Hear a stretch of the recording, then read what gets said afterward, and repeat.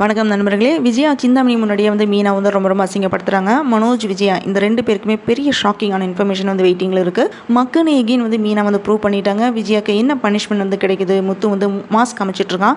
என்னதான் நடந்துச்சு அப்படின்றத நம்ம பார்க்கலாம். அரேபியன் ஞானி சேனலில் போட்ட வீடியோவை நீங்கள் இப்போ தான் ஃபஸ்ட் டைமாக பார்க்குறீங்கன்னா சேனலுக்கு மறக்காமல் சப்ஸ்கிரைப் பண்ணி சப்போர்ட் பண்ணுங்கள். பார்வதி வீட்டில் சிந்தாமணியை மீனா பார்த்த உடனே ஷாக் ஆகிறாங்க. ஆனால் விஜயா என்ன சொல்கிறாங்கன்னா, சிந்தாமணி தான் பெரியவங்க, அவங்க கூட உன்னால் போட்டி போட்டு ஜெயிக்க முடியாது அப்படின்னு திமிரமா பேசுகிறாங்க.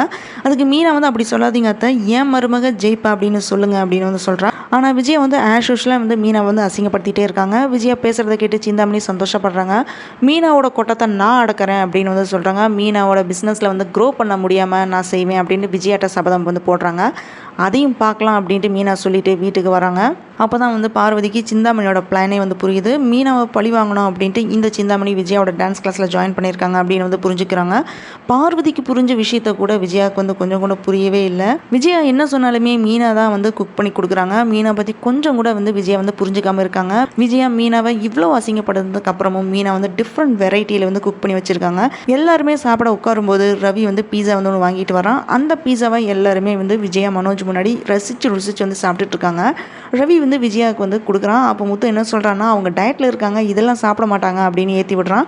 விஜயா அவமானப்படுத்தினதை பற்றி, அதேமாரி சிந்தாமணி விஜயா டான்ஸ் கிளாஸில் இருக்கிறத பற்றி மீனா எதுவுமே முத்துட்ட சொல்லவே இல்லை. விஜயா மீனாட்ட என்ன சொல்கிறாங்கன்னா, இப்படி ஒரு நாளைக்கு மட்டும் குக் பண்ணனா மட்டும் போதாது, டெய்லியும் நீ தான் குக் பண்ணி தரணும் அப்படின்னு ரூல்ஸ் போடுறாங்க.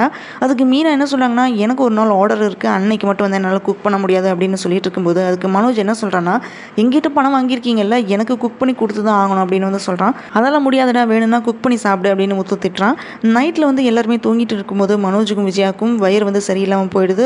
2 பேருமே பாத்ரூமுக்கு ஓடி ஓடி டயர்ட் ஆயிடுறாங்க. 2 பேருமே சோகமாக டைனிங் டேபிள் உட்காந்துக்கிறத பார்த்து அண்ணாமலை விசாரிச்சுட்டு இருக்காரு.